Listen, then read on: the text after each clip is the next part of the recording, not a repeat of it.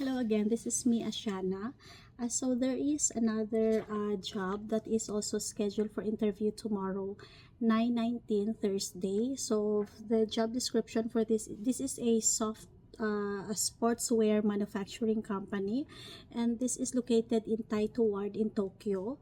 So we are looking for one person only for this, and the salary for this starts from 220,000 yen to 263,000 yen.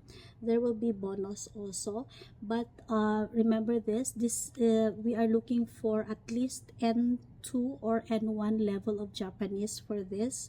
So we are looking for one person only to work in a sportswear manufacturing factory. So this is an office job.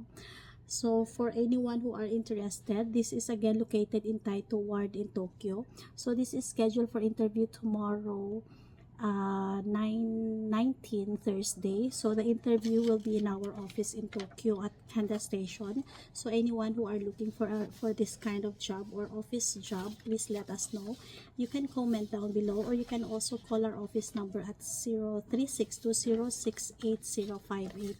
For anyone who are looking for a job change or a visa change, we also process visa change. So from any type of visa to working visa. Thank you.